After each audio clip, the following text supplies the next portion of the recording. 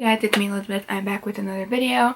Today I'm going to be doing something, I don't know if I've done this before. I feel like I have done a video relating to the Storygraph, but I don't know if I've ever done like this particular video idea. But basically I'm going to be doing the Storygraph versus Goodreads.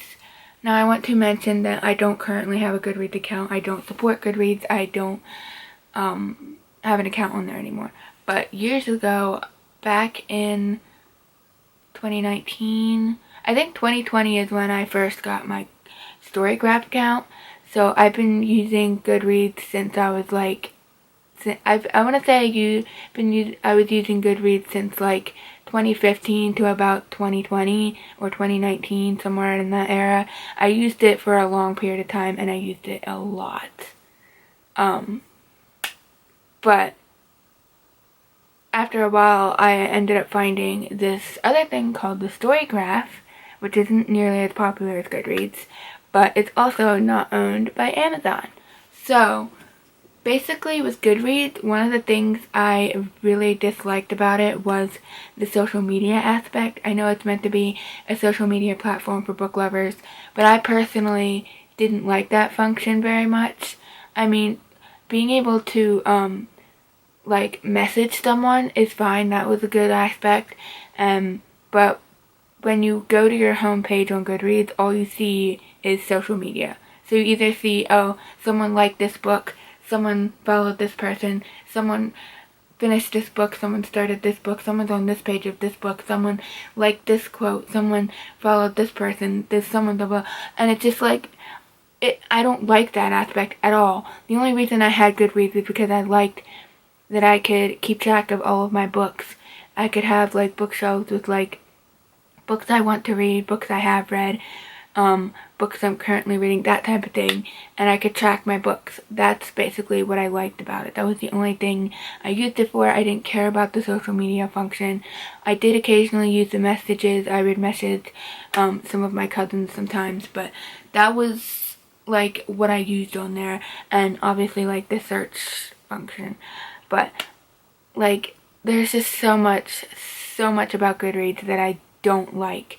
Yes, you can see like reviews of the books and stuff, which they don't have on the Storygraph as much, but it doesn't bother me. Like, I'm here for the books and to be able to have like different things that the Storygraph has, essentially. For someone like me, I actually hate social media. Obviously I do YouTube, and that's about the only social media that I really do. I have Pinterest and the Storygraph, but those aren't really social media type things. But I personally don't like social media. I don't use things like Instagram, Snapchat, Twitter. So that just makes Goodreads even worse because I already don't like social media to begin with. And I never used the social media part of Goodreads. Like, I would like things, like books, or add books and it would show up, like, in the social media part, because that just automatically happens. But I didn't care. I didn't look at that. I didn't really care about looking at other people's things. Like, that just, I don't like social media. I don't care about that aspect. But, yeah, I don't know. There's just so much about Goodreads that I'm not a fan of. But I would have to say, besides social media, which is basically the largest con that I don't like about it, the major thing that I dislike is that it's powered by Amazon. I am majorly against Amazon at this point in life. And it's just, there's just so much about Goodreads that I dislike. But I want to talk about the Storygraph and how I think it's personally absolutely amazing. So, first off, it's not powered by Amazon. It's a small company run by like a couple of people, not a couple, but like a few people. It's not a very big thing. And when I first started, it was actually round close to the time when it first came out. I joined when it was still in beta mode. And so they've changed things since, and it's like gotten a lot more better, whatever. It was still good, but it got better. And there's just so many different functions that I think are really nice. First off, the search engine. In Goodreads, if you try to search for something, if you misspell it or whatever, you can't find it. They won't show you any options. If you misspell something or mistype something, whatever, on the... Sorry, that cut off. I was talking about the misspell function. If you misspell something on the Storygraph, when you're searching, it will come up with the closest option, and it usually ends up with the option that you were trying to look for. So like, let's say you misspell something because you're just typing and you misspelled it, or because you don't know how to spell it, you can still get the option that you were looking for, whereas in Goodreads, their search function is absolutely horrible. Also, in the Storygraph, you can, what's the word I'm looking for right now? You can filter your search options. So if you're looking for a lighthearted fantasy, you can put that in the filter section, and it will filter books catering to what you want to read in that moment, which is really awesome. And they have a recommendations section, so when you go to your home page, the first section on your home page will be recommendations based off of the books that you have in your library. And I think that's absolutely amazing. I don't ever look at book reviews or anything like that. Like when I had Goodreads, I know I've heard some people say that they like looking at the book reviews.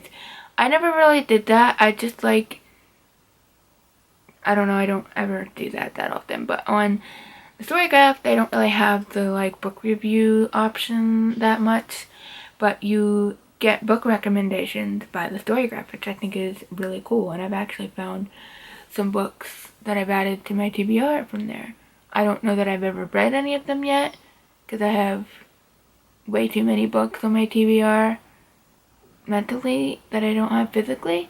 But that aside, they have many different things. They do have a community tab if you want to friend people, and you can do buddy reads on there as well, which is where you read a book with somebody else. They have book challenges. They have your year challenge, like how many books or pages you want to read a year, and they have book challenges that you can create for yourself, different prompts and stuff like that. And they have the to be read section and the read section of your books. And one of the cool things is when you go to add a book to your library, they have like the drop down arrow section. They have the read section. You can add it that you read it. You can add that you want to read it. You can add that you did not finish it, or that you are currently reading it.